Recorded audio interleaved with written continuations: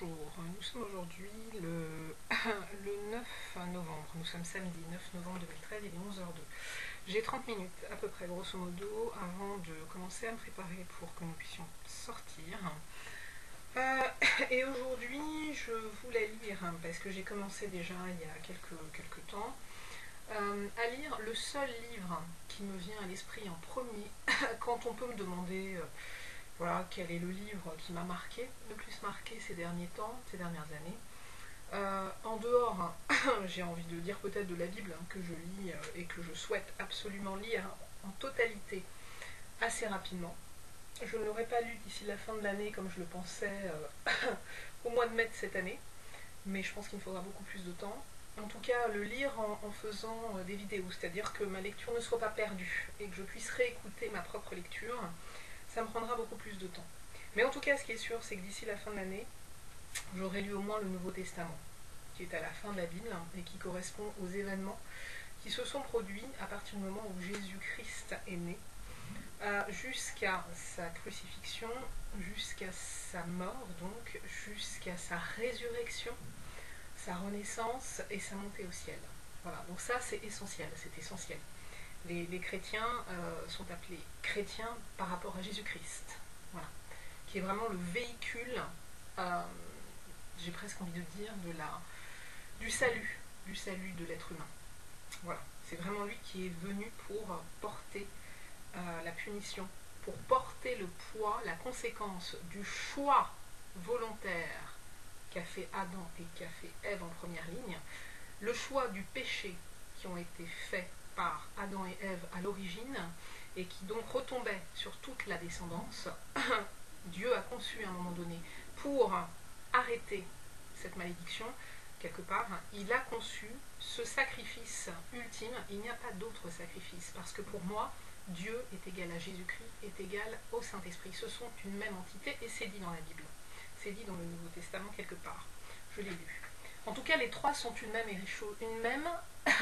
chose, sous une forme différente. Donc, Dieu qui a créé l'homme, avec le libre arbitre, l'homme qui déçoit Dieu et qui se détourne de lui, pour ne pas détruire sa créature, Dieu conçoit de venir lui-même sur terre pour se tuer, pour que l'homme puisse continuer effectivement à vivre dans l'éternité. C'est comme assez fort. C'est quand même assez fort. La première réaction de Dieu c'est même pas la première réaction, mais c'est que la conséquence du péché, c'est la mort. C'est la loi du péché, c'est ça. On peut être dominé par la loi du péché, mais la mort est au bout. Et si nous mourons, c'est bien parce que Adam et Ève ont choisi le diable. Bien, en tout cas, sans revenir trop là-dessus, parce que là, justement, aujourd'hui, il ne s'agit pas de ça, le livre qui m'a le plus marqué, qui n'est pas un livre profane, réellement, parce que l'auteur, Scott Peck, est un psychiatre américain qui est chrétien. Voilà, et il le dit, et il ne s'en cache pas. Donc on reste, de toute façon, un peu dans la même mouvance, parce que la vision du monde ne sera pas du tout la même, en fonction du fait que l'on croit en l'existence d'une force et d'une puissance supérieure qui est à l'origine des choses, ou du fait qu'on ne croit en rien, qu'on croit au néant. Parce que le Big Bang, c'est concevoir l'idée que toutes les splendeurs de l'univers, qui sont palpables et matérielles et consistantes et denses et très complexes quand on voit le cerveau humain, pouvoir considérer que tout ça est capable d'être né du néant. Enfin, c'est une vision, hein, c'est une vision.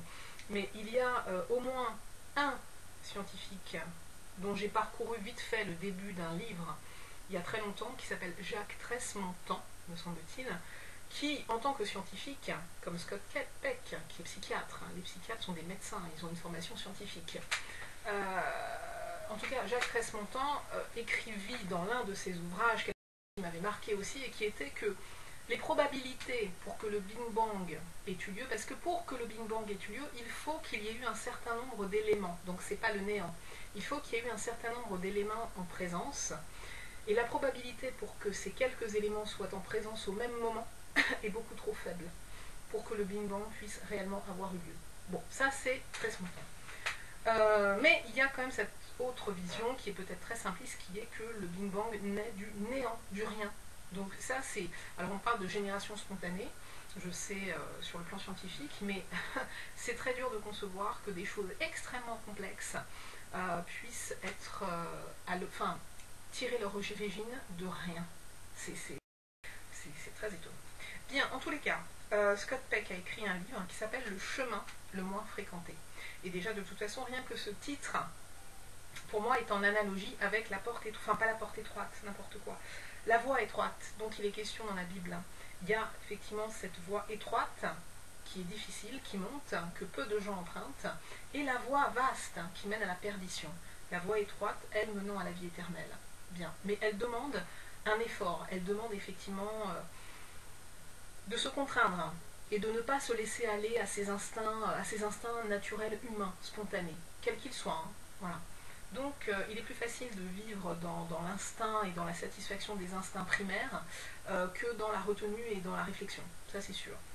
En tous les cas, il est bien précisé dans la Bible, et je suis arrivée là d'ailleurs, je dois reprendre ma lecture à Matthieu, l'évangile de Matthieu, qui est le premier évangile du Nouveau Testament, puisque j'ai commencé le Nouveau Testament par la fin et que je suis remontée de livre en livre, de la fin vers le début. Là, je suis arrivée au premier livre de l'Ancien Testament, qui est l'évangile selon Matthieu. Et j'en suis arrivée, il me semble, au chapitre qui dit en première ligne « Ne jugez point ». Enfin, l'idée, c'est « Abstenez-vous du jugement ». Parce que comme vous jugez les autres, vous saurez juger vous-même. Bon. Et le jugement, il faut le laisser à Dieu. Donc, on n'a pas à juger, mais on a tendance, en tant qu'être humain, à porter du jugement, à avoir des affects positifs ou négatifs sur les gens, etc. Donc, mais il faut vraiment s'astreindre aussi à ça.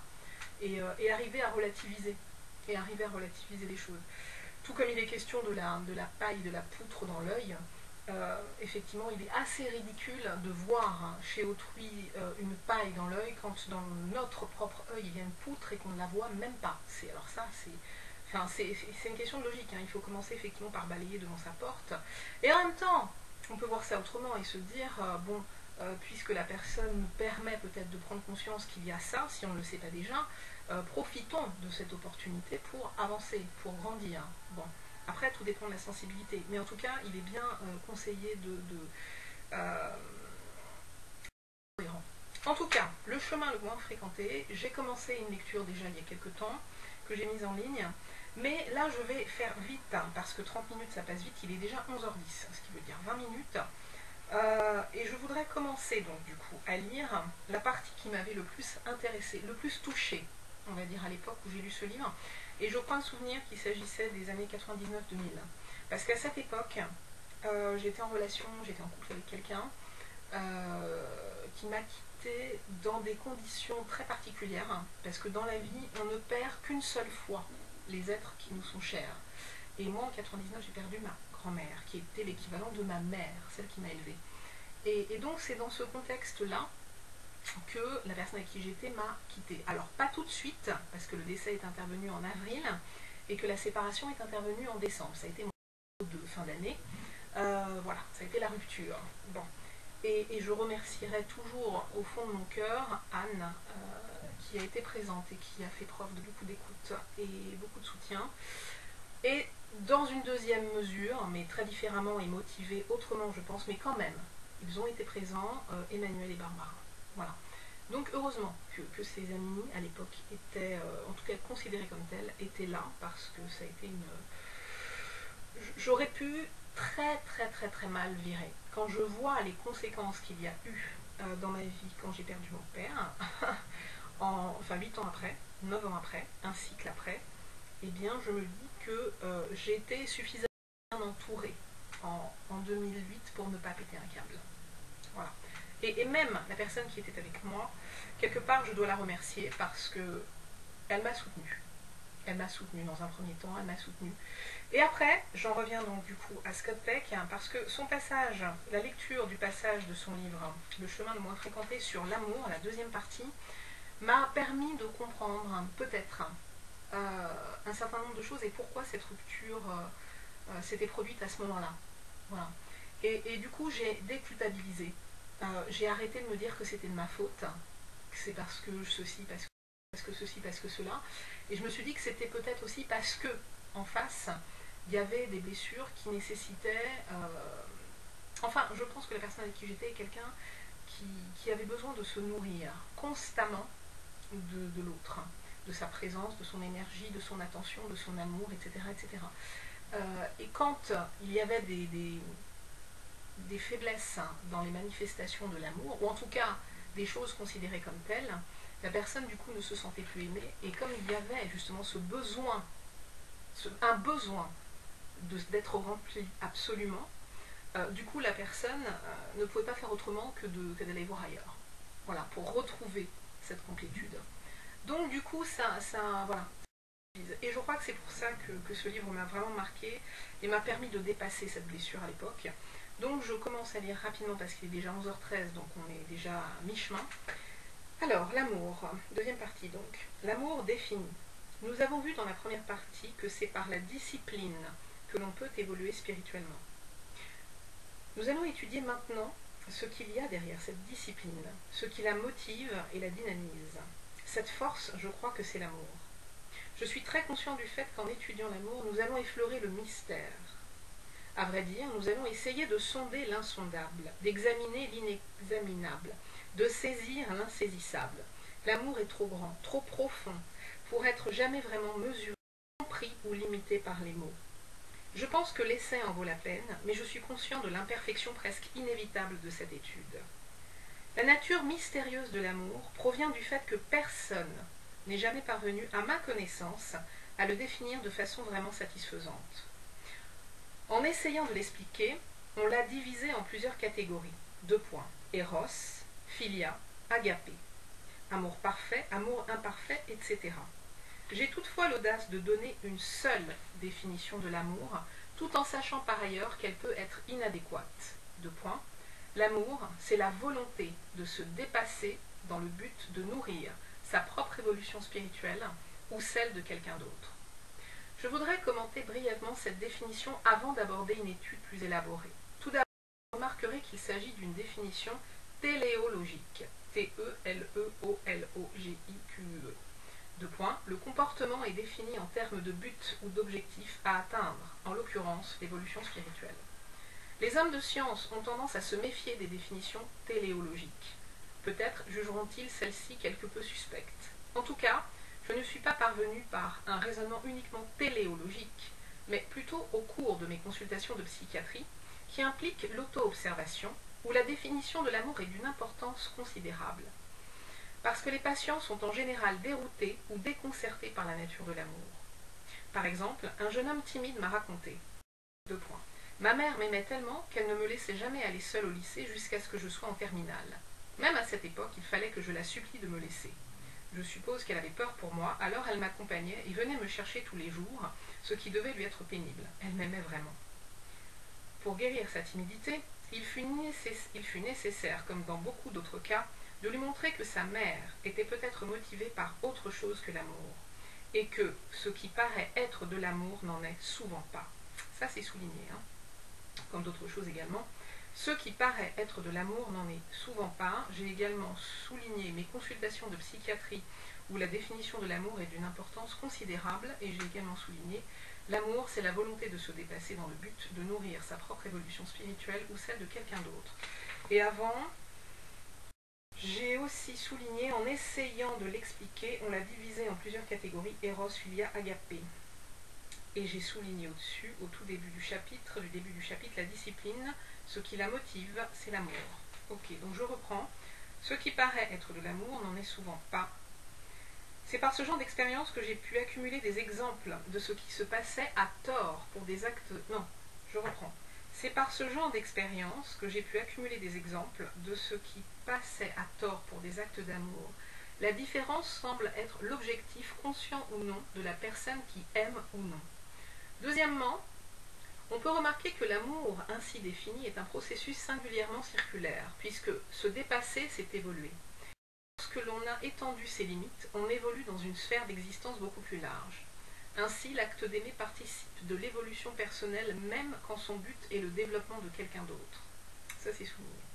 C'est en tendant vers l'évolution qu'on évolue. Troisièmement, cette définition de l'amour implique, avec l'amour de l'autre, l'amour de soi. Puisque je suis humain et que vous l'êtes aussi, aimer les humains veut aussi dire m'aimer moi-même autant que vous. S'adonner au développement spirituel de l'homme, c'est s'adonner à l'espèce dont on fait partie. C'est donc se préoccuper de sa propre évolution autant que de celle des autres. Effectivement, nous ne pouvons aimer les autres si nous ne nous aimons pas nous-mêmes. Tout comme nous sommes incapables d'enseigner à nos enfants une autodiscipline que nous ne pratiquons pas. Et nous ne pouvons pas être disciplinés dans notre attention envers quelqu'un d'autre si nous ne le sommes pas envers nous-mêmes. Il est impossible de faire évoluer autrui sans évoluer spirituellement soi-même. On ne peut être source de force sans nourrir sa propre force. En progressant, pareil. Non. Donc ça déjà je l'ai souligné, on ne peut être source de force sans nourrir sa propre force. Bon, tout comme j'ai souligné beaucoup de choses avant, mais je ne vais pas revenir à chaque fois sur ce qui est souligné, ou alors il faudrait que je dise voilà, ça c'est souligné, machin.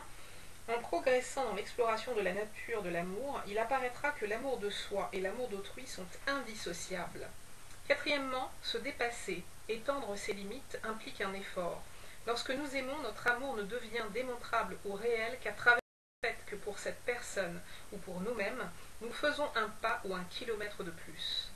Enfin, je voudrais dire qu'en utilisant le mot volonté dans ma définition, j'ai essayé de dépasser la distinction entre le désir et l'action. Le désir ne se traduit pas toujours en action. La volonté est donc un désir d'une intensité suffisante pour être transformé en action. C'est la différence qui existe entre « j'aimerais bien aller à la piscine ce soir » et « je vais aller à la piscine ce soir ».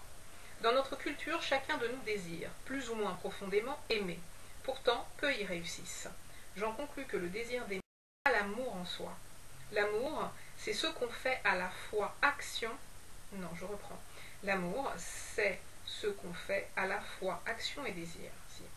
La volonté implique aussi un choix. On n'est pas obligé d'aimer, on le décide. Alors ça, par contre, c'est souligné. Ça, je le sais très bien et je l'avais vraiment gardé à l'esprit. Aimer, c'est une décision que l'on prend.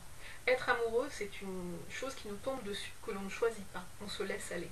Mais aimer, c'est dans un deuxième temps. D'abord, on est amoureux, et dans un deuxième temps, au bout de 2 ans plus ou moins, ou parfois avant, quand on voit vraiment clairement qui est la personne et qu'on n'est plus dans la fusion, au bout effectivement de ce temps où on se reconstruit, parce que quand on tombe amoureux, les frontières du moi s'écroulent, mais ça il va le dire à un moment, mais je ne sais pas si j'aurai le temps de le lire parce qu'il est déjà 11h20.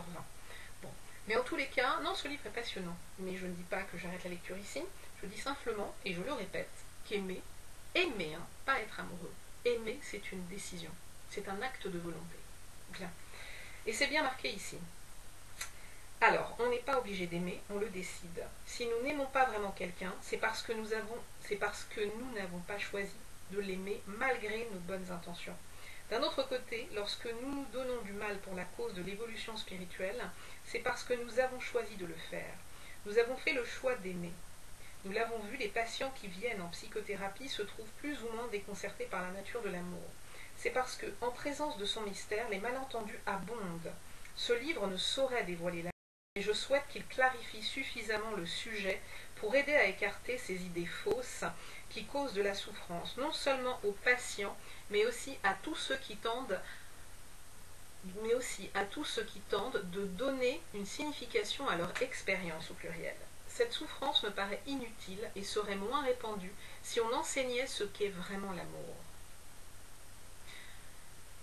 J'ai choisi de commencer mon exploration de la nature de l'amour en examinant ce que l'amour n'est pas. Tomber amoureux.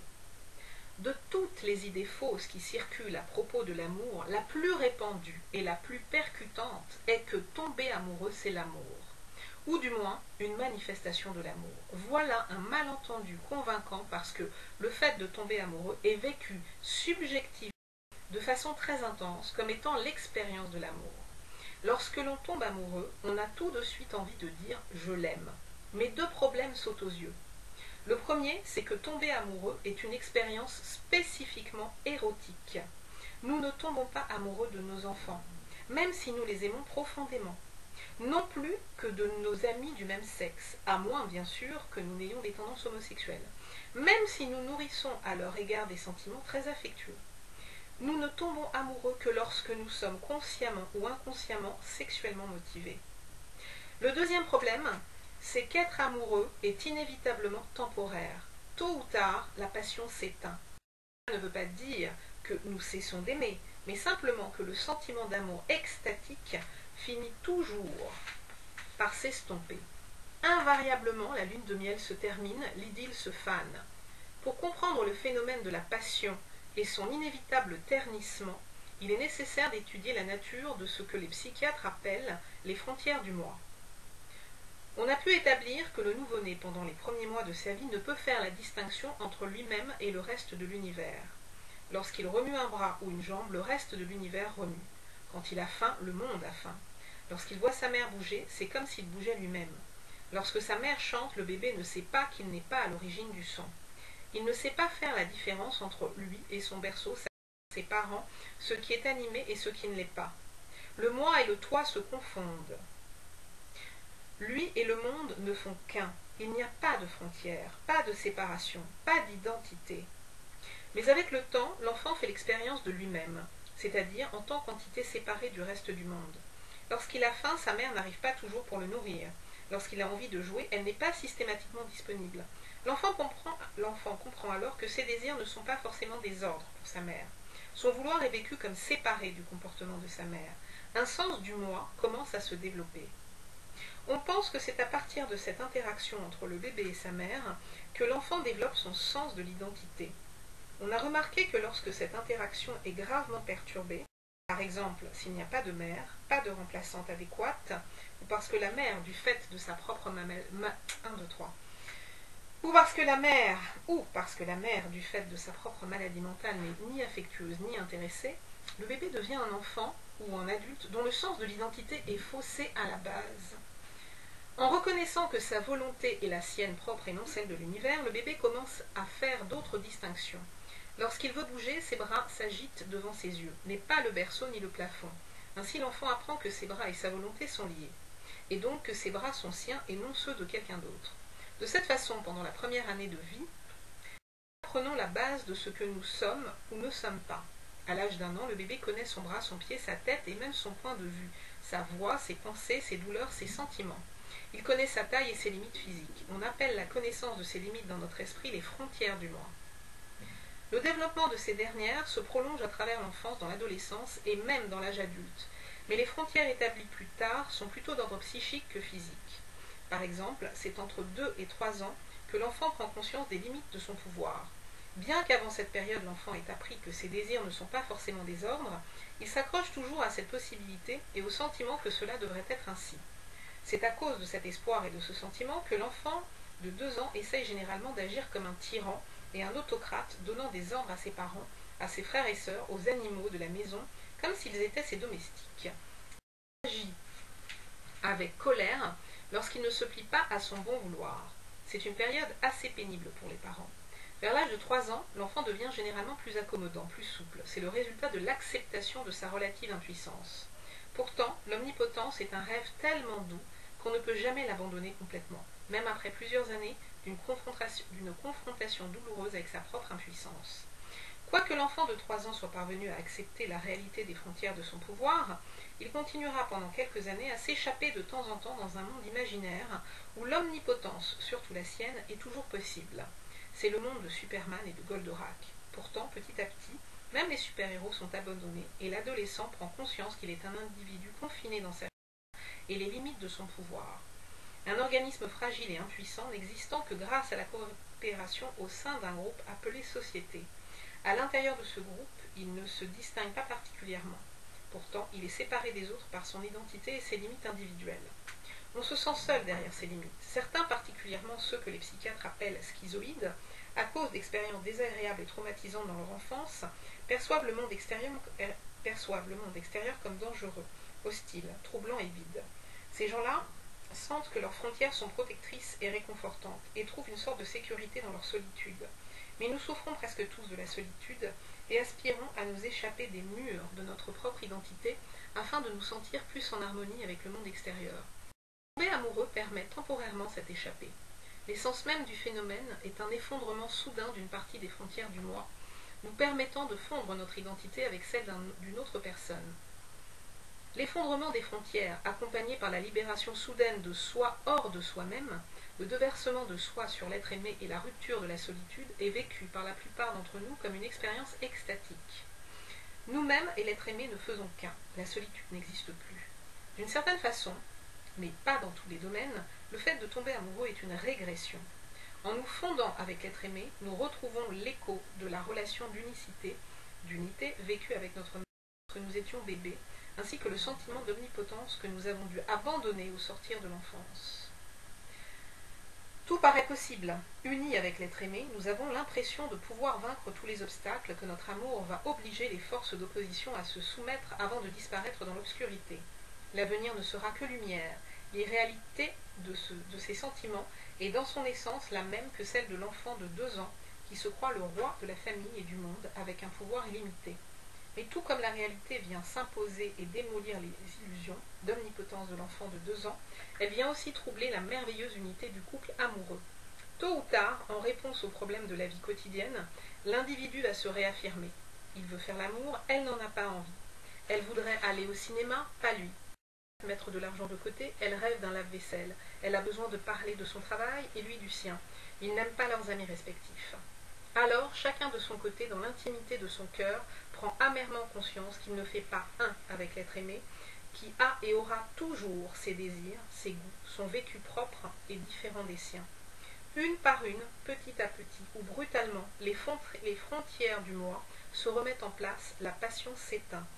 À nouveau, les amoureux sont des individus séparés, et c'est à ce moment-là qu'ils vont soit dissoudre les liens qui les unissaient, soit commencer le travail du véritable amour. Alors ça, tout ce paragraphe-là a été souligné. De alors chacun de son côté jusqu'à, et ça c'est vraiment souligné, c'est à ce moment-là qu'ils vont soit dissoudre les liens qui les unissaient, soit commencer le travail du véritable amour. En utilisant le mot véritable, je sous-entends qu'il est faux de croire que nous aimons lorsque nous tombons amoureux, et le sentiment subjectif d'aimer est alors une illusion. L'étude approfondie de l'amour véritable est abordée plus loin dans cette partie. Toutefois, en affirmant que c'est lorsque la passion disparaît que les partenaires peuvent commencer à s'aimer vraiment, je veux dire aussi que le véritable amour ne trouve pas ses racines dans le sentiment d'être amoureux. Au contraire, il se développe souvent dans un contexte d'où le sentiment amoureux est absent, mais où l'on agit avec amour. En supposant vrai notre définition d'amour, on peut dire que le fait de tomber amoureux n'est pas le véritable amour pour les raisons ci-dessous. Tomber amoureux n'est pas un acte de volonté, ce n'est pas un choix conscient. Quelle que soit notre disponibilité et notre désir d'être amoureux, il peut très bien ne rien se passer. Alors qu'au contraire, on peut tomber amoureux au moment où on s'y attend le moins, dans des circonstances peu faciles et non désirées. On peut très bien tomber amoureux de quelqu'un avec qui on est de toute évidence mal assorti, autant que d'une personne qui convient mieux. En fait, nous pouvons même ne pas aimer ou admirer l'objet de notre passion, et inversement être incapables, malgré beaucoup d'efforts, de tomber amoureux d'un être que nous estimons et avec qui les relations profondes seraient à tout point de vue souhaitables. Cela ne veut pas dire que tomber amoureux soit incompatible avec la discipline. Les psychiatres, par exemple, tombent souvent amoureux de leurs patients et réciproquement. Pourtant, par devoir vis-à-vis de leurs patients et de leur rôle, ils arrivent la plupart du temps à éviter l'effondrement des frontières de leur moi, à abandonner l'idée d'une idylle et à ne plus voir leurs patients comme objet d'une passion, même si cela implique une bataille difficile et de la souffrance.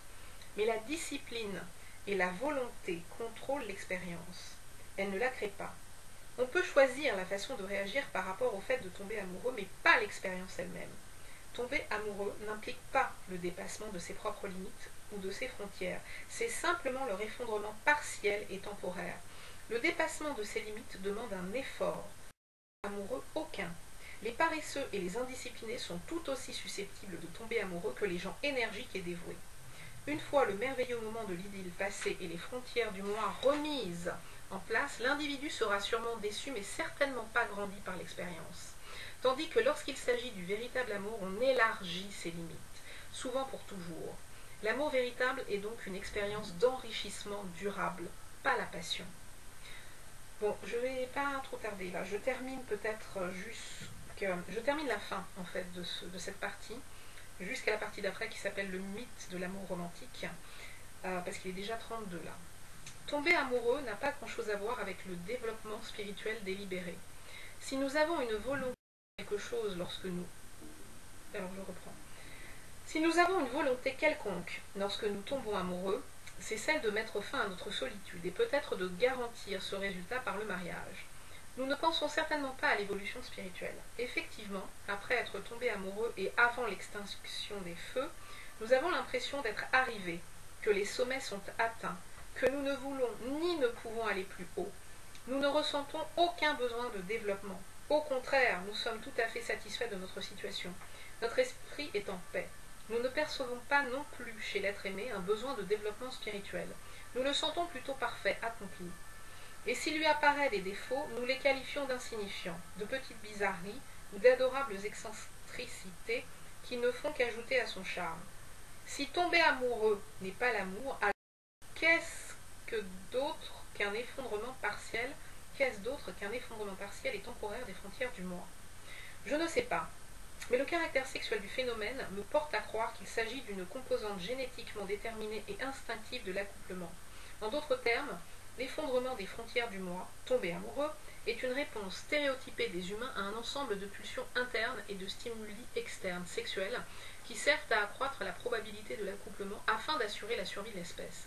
Ou, pour être plus prosaïque, tomber amoureux, c'est un tour que jouent nos gènes à notre esprit, d'habitude plus perspicace, afin de nous piéger dans le mariage. Souvent, le tour est déjoué d'une façon ou d'une autre, comme dans le cas de l'homosexualité, ou quand d'autres forces, l'interférence parentale, la maladie mentale, des responsabilités conflictuelles, l'autodiscipline, surviennent pour empêcher l'union. Mais d'un autre côté, sans cette astuce, la régression illusoire et temporaire vers l'unité et l'omnipotence infantile, beaucoup d'entre nous, qui sont aujourd'hui mariés, bien ou mal, auraient fui terrorisés par le réalisme des vœux du mariage. Voilà, on va s'arrêter là. Il y aura à suivre le mythe de l'amour romantique. Non mais vraiment, c'est dommage là que j'ai pas le temps. Les frontières du moi, ensuite. Après la dépendance. Ensuite il y aura... il y a beaucoup de trucs, hein, c'est souligné sans arrêt. La catexis sans amour. C'est passionnant. Ce passage est passionnant. Le sacrifice de soi. Ça me prend du temps. L'amour n'est pas un sentiment. Le travail d'attention. Oh là, j'ai sauté une page. Et quelle heure est-il? Là, il doit être 35. C'est pénible d'être pris par le temps. Le risque de la perte. Oh là là, ça va loin.